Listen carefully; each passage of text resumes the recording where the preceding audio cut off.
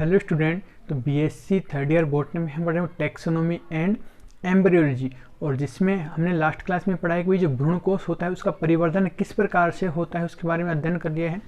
आज जो अपना टॉपिक है वही भ्रूणकोश की संरचना।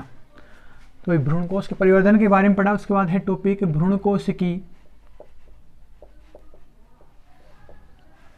संरचना। भ्रूणकोश की संरचना में हम पढ़ेंगे कि भाई इनमें कौन कौन से तो भाग होते हैं, ठीक है, उनका काम क्या होता है। तो भ्रूणकोश की संरचना की बात करें तो इसमें मुख्य रूप से 3 भाग होते हैं। पहला जो भाग होता है वो तभी अंड समुच्चय भाग होता है, ठीक है। सेकंड जो भाग होता है वो द्वितीय के केंद्रक भाग होता है, द्वितीय के केंद्रक भाग होता है। और जो थर्ड भाग होता है वो होता है प्रतिमुखी कोशिकाएं होती हैं, प्रतिमुखी कोशिकाएं। तो संरचना के आधार पर भाई जो भ्रूणकोश होता है इसको 3 भागों में विभाजित किया गया। सबसे पहला अंड समुच्चय, द्वितीयक केंद्रक और प्रतिमुखी कोशिकाएं। अब इसकी पोजीशन की बात करें, मतलब स्थिति की बात करें तो भ्रूणकोश में पाई कहाँ जाती है। तो जो अंड समुच्चय होता है ये बीजांड द्वार भाग की ओर पाया जाता है, माइक्रोपाइल, मतलब जो बीजांड में जो बीजांड द्वार भाग होता है, ठीक है, उस वहां पर क्या पाया जाता है, अंड समुच्चय पाया जाता है। जो द्वितीयक जो केंद्रक होता है कहाँ पाया जाता है, मध्य में पाए जाते हैं, ठीक है। और जो एंटीपोडल प्रतिमुखी जो कोशिकाएं होती है निभाग भाग की तरफ होती है, ठीक है भाई। जैसे डायग्राम में बात करें, ये हो गया इसका पूरा एग एपरेटस, यहां से लेकर पूरा अंड समुच्चय भाग हो गया बीजांड द्वार भाग की ओर पाया जाता है। इसका जो मध्य भाग केंद्रक, द्वितीयक केंद्रक की मध्य भाग में पाया जाता है। और तीसरा होता है एंटीपोडल प्रतिमुखी कोशिकाएं, ये जो होती हैं निभाग भाग की तरफ होती हैं। अब हम सबसे पहले बात करते हैं भाई अंड समुच्चय की।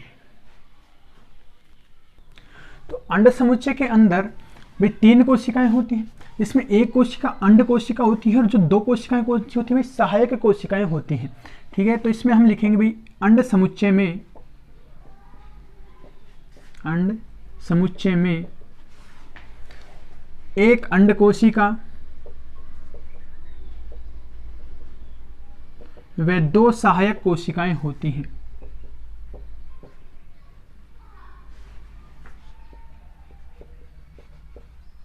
ठीक है। अब बात करते हैं कि भाई सबसे पहले सहायक कोशिकाओं का काम क्या होता है। तो इसमें हम पढ़ेंगे सहायक सेल्स के बारे में पहले।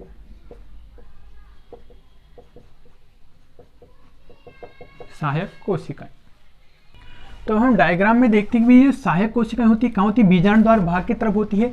और ये क्या पाई थी, इसमें एक खांच पाई जाती है। तो खांच के अंदर ये क्या होती है, निर्मित होती है, जिसको हम बोलते हैं तंतु रूपी उपकरण कहते हैं, ठीक है। कि भाई जो सिनरगिड्स या सहायक जो कोशिकाएं संख्या में 2 होती हैं, खांच में निर्मित होती हैं, जिसको हम बोलते हैं तंतु रूपी उपकरण कहते हैं। अब इसके बाद बात करें तो इनका जो जीवन काल होता है अल्प होता है, ठीक है।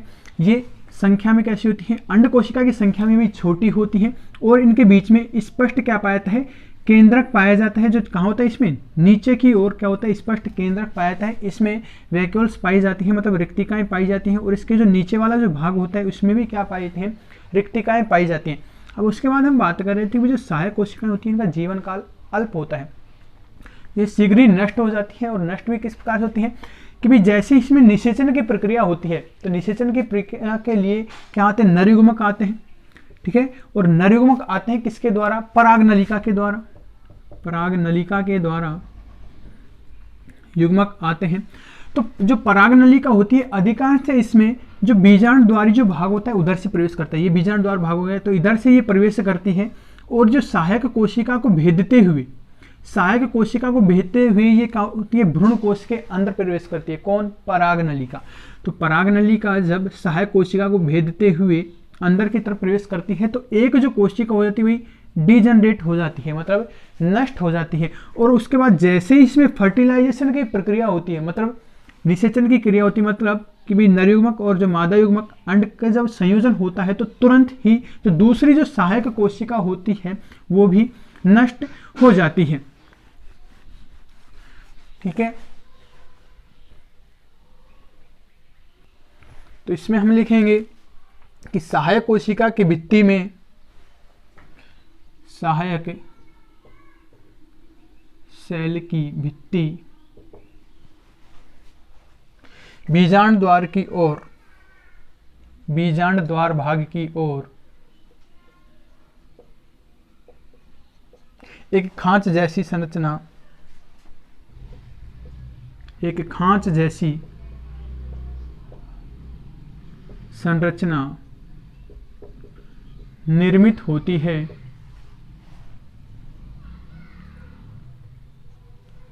जिसे तंतु रूपी उपकरण कहते हैं, जिसे तंतु रूपी उपकरण कहते हैं। ठीक है। सहायक कोशिकाओं में या इन सेल्स में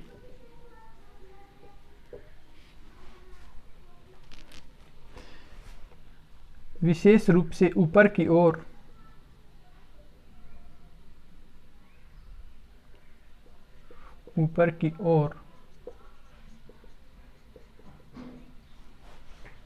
या मतलब तंतु रूपी उपकरण के नीचे या तंतु रूपी उपकरण के नीचे इनमें भाई क्या पाया जाता है, केंद्रक पाया जाता है, केंद्रक पाया जाता है। ठीक है। इन कोशिकाओं के निचले हिस्से में क्या होती है, स्पष्ट रिक्तिका पाई जाती है। इन सेल्स के निचले हिस्से में स्पष्ट रिक्तिका पाई जाती है।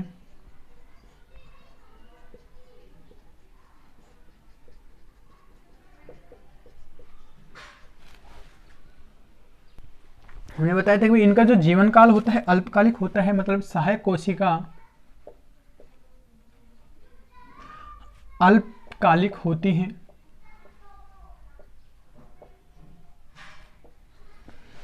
ये निषेचन के बाद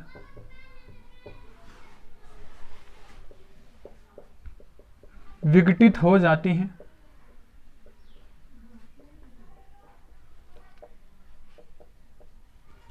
ठीक है। उसके बाद जो सेकंड जो भाग होता है भाई, मतलब अंड समुच्चय का जो सेकंड भाग होता है क्या होती है, अंड कोशिका।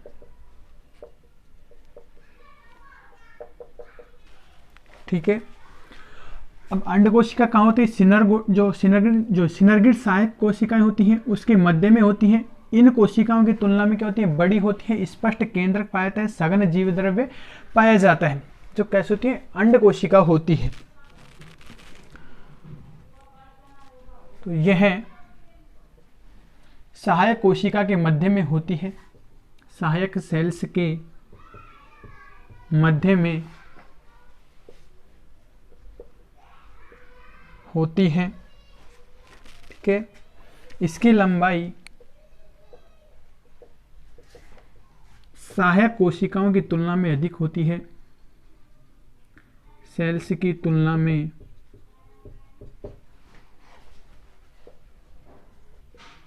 अधिक होती है।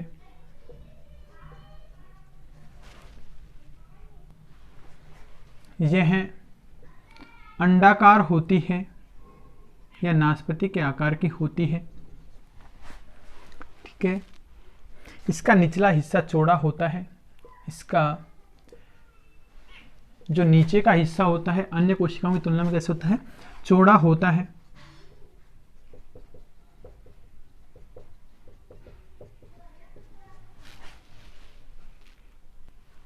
इसमें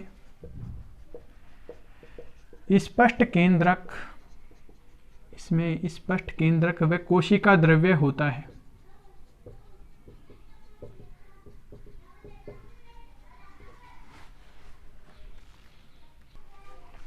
सेकंड होता है जो भाग द्वितीयक केंद्रक भाग होता है। अब द्वितीयक केंद्रक जो होता है, द्वितीयक केंद्रक ये होता है भ्रूणकोश में।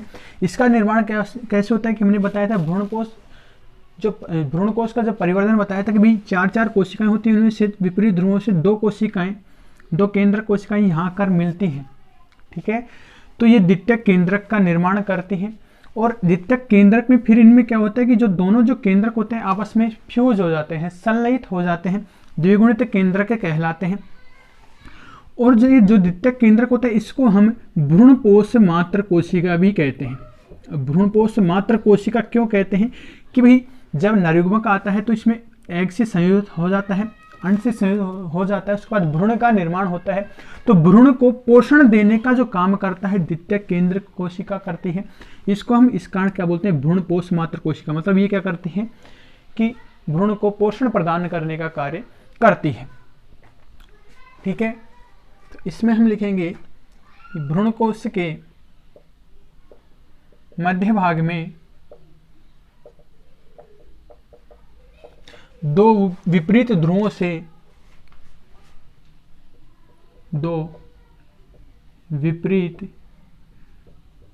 से स्थानांतरित ध्रुवीय केंद्रक पाए जाते हैं।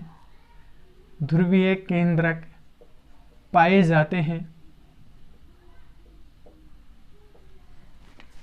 जो संलयित होकर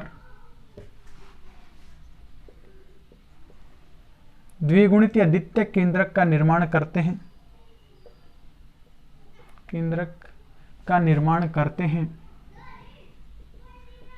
ठीक है भाई, द्वितीयक केंद्रों को हमने बताया था, इसी क्या कहते हैं, भ्रूणपोष मात्र कोशिका कहते हैं। मतलब भ्रूण को पोषण प्रदान करने वाला, ठीक है, सेल।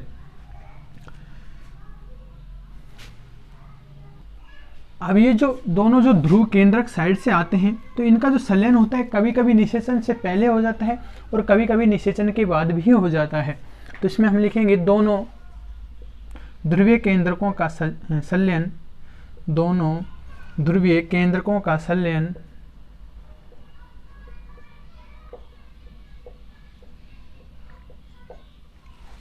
निषेचन के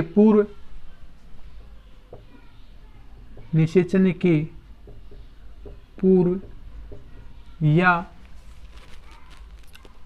निषेचन के दौरान या निषेचन के बाद भी हो सकता है। निषेचन के बाद भी हो सकता है, या इसको हम ये भी कह सकते हैं कि जो द्वितीयक जो केंद्रक का जो निर्माण होता है निषेचन से पहले भी हो सकता है, निषेचन के दौरान भी हो सकता है और निषेचन के बाद भी हो सकता है।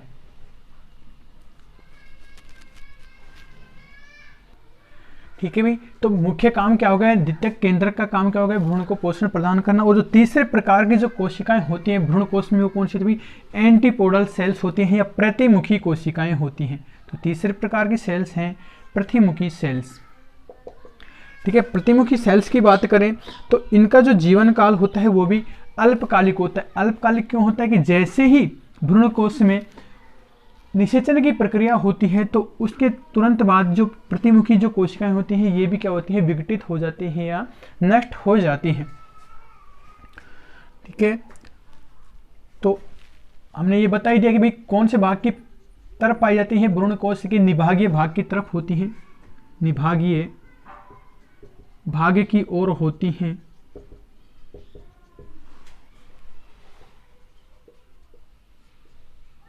जो अल्पजीवी होती हैं, मतलब अल्पकालिक होती हैं, जीवन काल कम समय के लिए होता है। तो ये निषेचन के